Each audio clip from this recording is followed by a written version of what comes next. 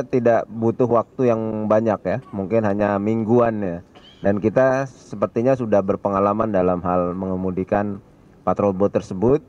Dan kenapa ditempatkan di IKN? Karena IKN memang saat ini di Balikpapan, di Lanalnya, di Lantamal itu masih kurang untuk patrol boatnya. Dan dari konstelasi geografis, kondisi di IKN itu kan ada sungai, di mana kapal ini untuk di Rapim ini kita akan membahas dari mulai seluruh kegiatan ya, dari mulai Inspektorat Jenderal membahas masalah apa yang harus diawasi, masalah anggaran, kemudian dari seluruh asisten akan memberikan pemaparan-pemaparan, baik dari mulai Asrena, kemudian Asintel, masalah intelijen, masalah operasional oleh ASOP, kemudian masalah logistik, ya, masalah pembinaan potensi maritim, masalah personel, semua dibahas. Termasuk tadi yang ditanyakan untuk valor jelas dibahas, kedepannya seperti apa, kita mengikuti apa yang disarankan atau diperintahkan oleh Panglima TNI. Kita jabarkan untuk di Angkatan Laut seperti apa. Kemudian masalah choke point, kita memiliki 8 choke point penting, itu semua harus dijaga. Untuk pengawasan nantinya ke depan kita akan sinergikan dengan kementerian lembaga lainnya. Jadi apa yang kurang di TNI Angkatan Laut akan dipadukan dengan kementerian lembaga yang memiliki juga sensor maupun pengawasan pos-pos pengawas yang ada di seluruh choke point itu.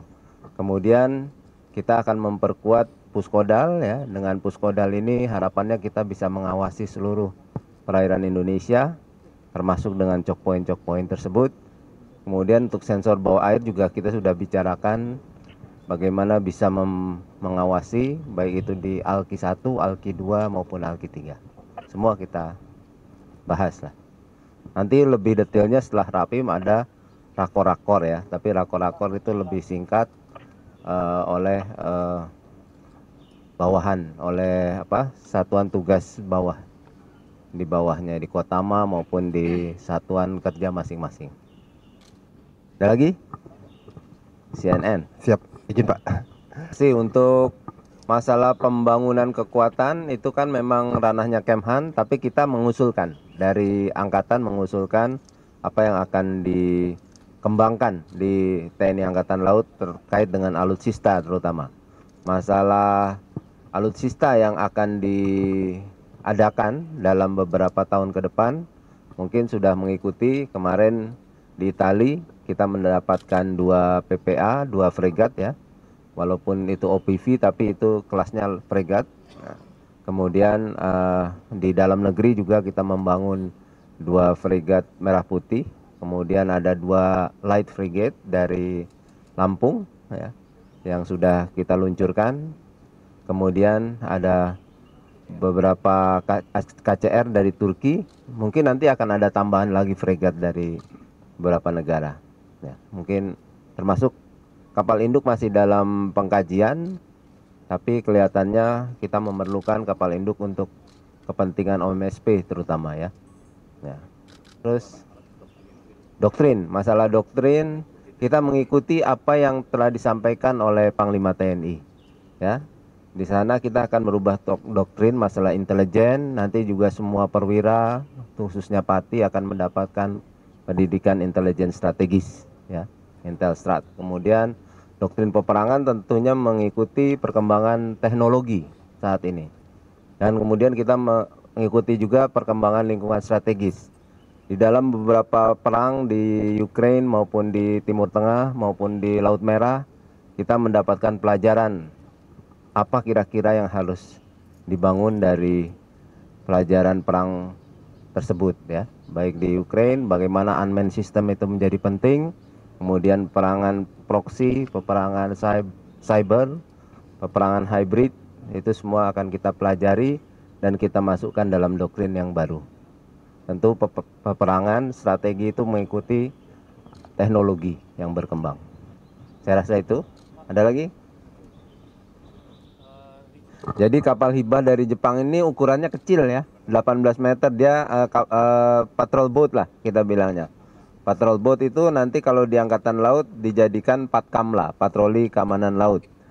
18 meter ukurannya, kemudian untuk sistem kemudinya itu sangat mudah. Jadi mungkin belajarnya tidak butuh waktu yang banyak ya, mungkin hanya mingguan ya.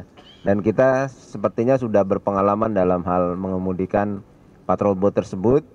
Dan kenapa ditempatkan di IKN? Karena IKN memang saat ini di Balikpapan, di Lanalnya, di Lantamal itu masih kurang untuk patrol boatnya. Dan dari konstelasi geografis, kondisi di IKN itu kan ada sungai, di mana kapal ini kecil 18 meter bisa masuk ke dalam sungai-sungai dan bisa melaksanakan patroli keamanan untuk di wilayah IKN itu. Terus apalagi untuk MNEC. Untuk MNEC, Multilateral Naval Exercise Komodo, harapannya Jepang bisa hadir. Kemudian bisa membawa kapal perangnya. Mungkin kapal perangnya beda yang dia bawa, pasti yang besar. Kalau Jepang ya. Nah, harapannya dengan Multilateral Naval Exercise Komodo ini kita bisa menghadirkan berbagai negara, angkatan laut dari berbagai negara, dan harapannya bisa menurunkan tensi situasi di Laut Cina Selatan lah. Pak, yang soal pengamanan di KN sejauh ini berarti dengan adanya tambahan 2 patroli bakal gimana? Ya, mudah-mudahan terbantu lah keamanannya ya. Kan kita selain itu juga kita sebenarnya sinergi dengan seluruh aparat maritim yang lain yang ada di KN. Ya, satu lagi. Simbol mungkin nggak dibahas di sini ya, itu urusannya pemerintah daerah mungkin ya, sama untuk pagar laut udah hampir selesai ini ya. Udah tinggal 8 km lagi yang belum diangkut, belum dicabut ya.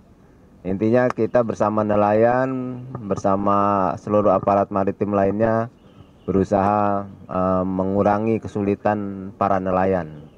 Karena itu pesan Bapak Presiden berkali-kali dalam setiap pertemuan selalu menyampaikan bahwa TNI sebisa mungkin harus bisa membantu kesulitan rakyat. Itu yang paling penting.